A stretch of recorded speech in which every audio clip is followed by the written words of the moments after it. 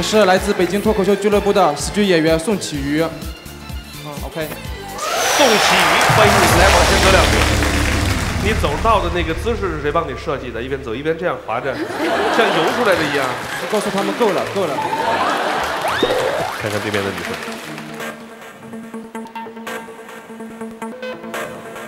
这位是真爱网向我们推荐的男嘉宾。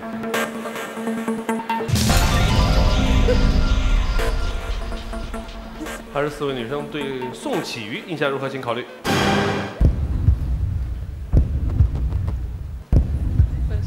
请选择。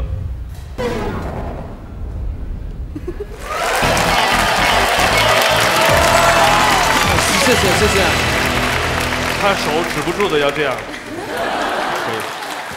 于燕，我喜欢高大的，这个有点差距。我觉得差距不大。不大吗？你有肌肉吗？孟非老师看一下。你给我看有什么用啊？对，比你多，没事。好，看第一条片子。10年之后，当我和别人分享我成功历程的时候，我会对别人说，喜剧拯救了我的人生。我是喜剧演员宋启瑜。小时候，我是一个比较自卑、不自信的人，我经常会被别人作为一个调侃的对象。生长的经历，然后导致了不自信。如果别人不拿我开玩笑的话，我一点失落，我觉得就没有我的戏份了。我特别希望有存在感。长大以后，我来到了首都北京，在大城市生活，有很多的机会。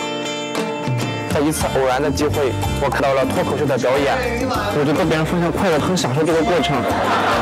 我决定成为一名脱口秀演员。我不紧张，脱口秀是不需要搭档，不需要师傅，也不需要你的普通话是不是标准。这是个冷笑话。我会自我的成就在自己的世界里面，我永远都拥有一个只属于自己的喜剧世界。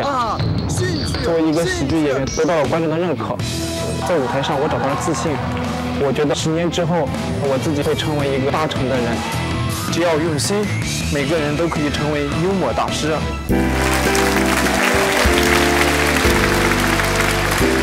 我给你介绍一下，你今天没白来。那喜剧演员这儿有个喜剧编剧，认识一下。希望老师能够多多指导。不行。老师不用这么谦虚。黄胜男，就是你做喜剧演员或者是脱口秀的时候，你会会逗大家开心。那你平时生活中的也是一个特别幽默的人吗？还是说会反差舞台和现实会反差比较大呢？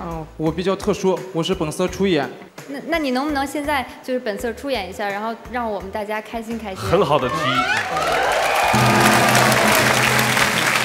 然后为了营造一种热烈的气氛，然后我说孟非老师，你们说我爱你好不好？我们大声一点，孟非老师。这是个喜剧吗？有这个观众说的，他说孟非老师，这个观众说不爱你。然后孟非老师也没问他为什么，因为他没有准备不好的台词。这是个冷笑话。请大家配合一下啊，该笑要笑。我们都是厚道人，是吧？脱口秀为什么叫脱口秀呢？因为它有托儿。别的演出也不好，画的是演员；我们也不好，画的是观众。这个也不好笑。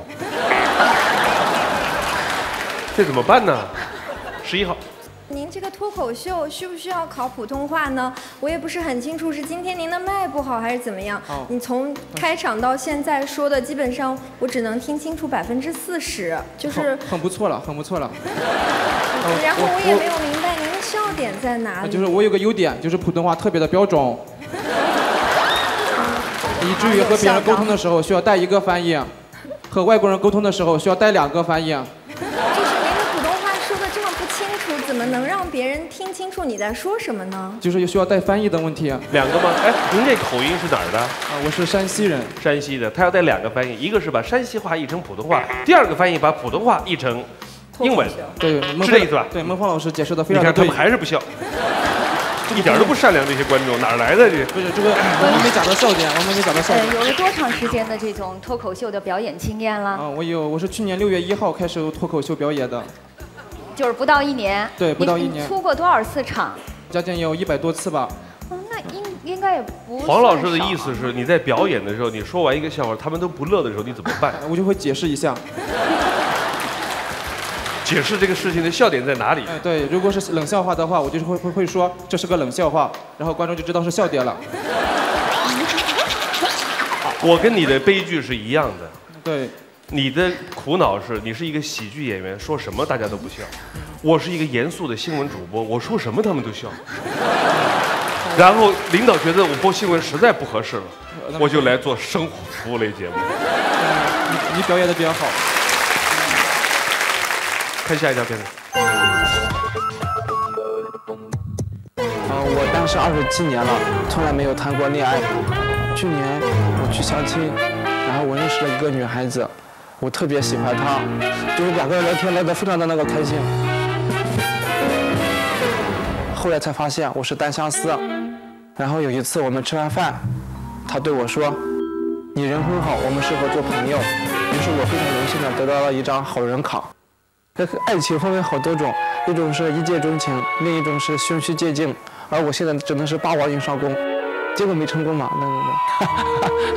我的理想女神就像贾玲那样子的，幽默风趣啊，胖和瘦我觉得都无所谓，高和矮都无所谓，我觉得高一点会更好。我姐曾经对我说过，你30岁还不结婚，咱对不起那人。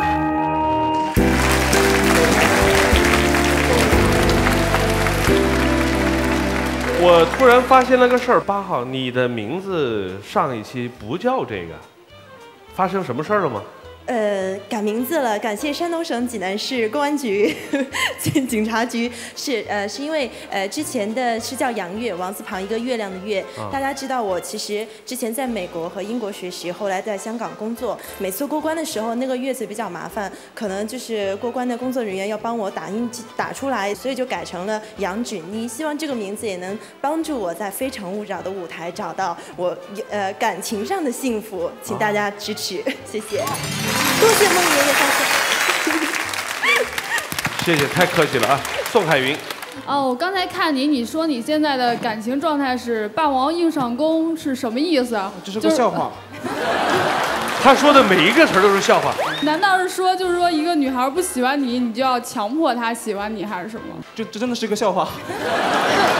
等一会儿，我从头再捋一次啊。你叫什么名字？我叫宋启瑜。这是不是个笑话？不是。就是说，如果你和一个女孩交往，但是她无法接受你这种笑话怎么办？因为我自认为我笑点比较高，你这个笑点比较高的人，他会对我比较感兴趣，因为我的笑话都是逻辑笑话。那你的意思我逻辑思维能力比较差呗？比较强。哎，我发现我是一个接受能力还比较强的人，我渐渐已经开始适应他的笑话了。我觉得他讲的还蛮好笑的，真的。我有，谢谢我的托儿，谢谢孟非老师。他给了我一个红包。那个，你刚才说的这个事儿，我还真的在生活当中发现，其实有时候我们觉得这个笑点有人高有人低，这个不太一样。后来我发现这个事儿以前我没注意到。我最近我身边一个朋友，他去相亲，跟那个见面的那个女孩，2个人就是因为笑点不一样，就再也没有见过了。因为男孩女孩见面相亲嘛比较尴尬。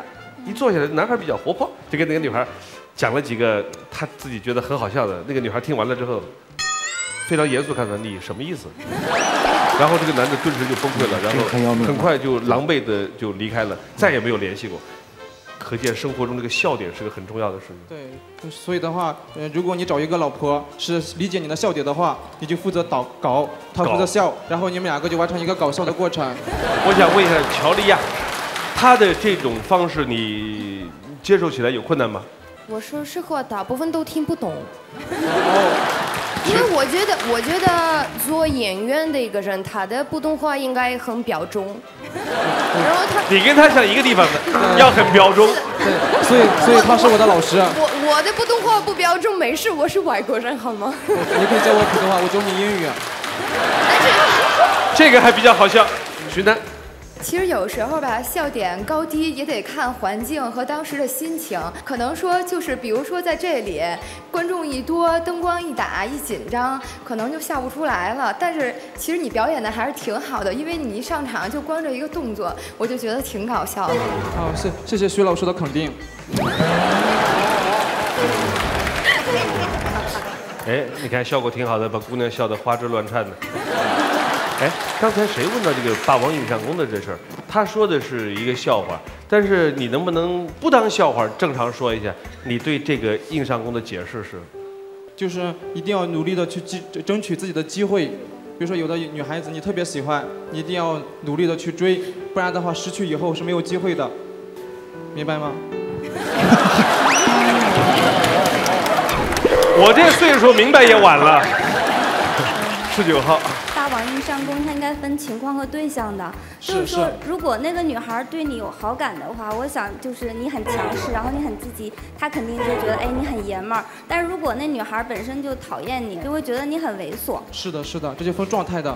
对，要分人。分人。你看23号和24号。你要对23号硬上弓还有可能得手，你要对24号硬上弓的话，后果不堪设想。那就自取其辱了。不一样，我刚才就想说，我说如果他霸王硬上弓我的话，他比较难。我就吃亏了。下一条片子。大家好，我是来自加拿大的大山。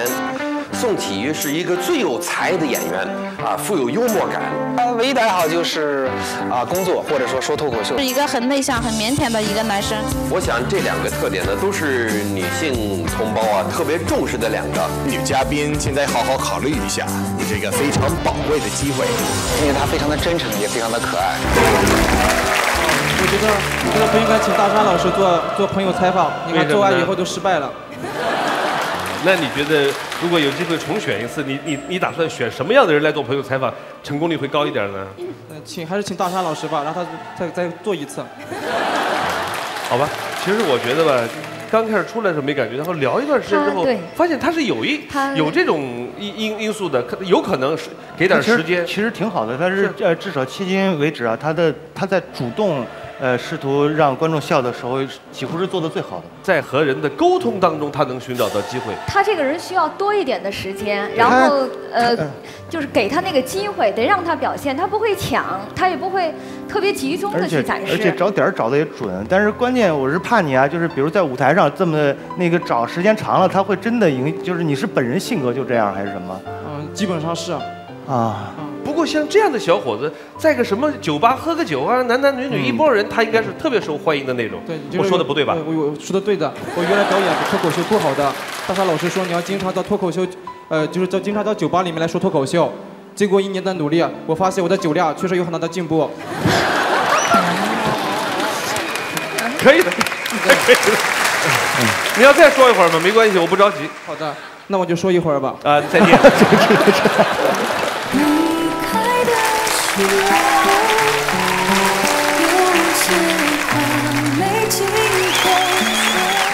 非常感谢非诚勿扰给我这次机会。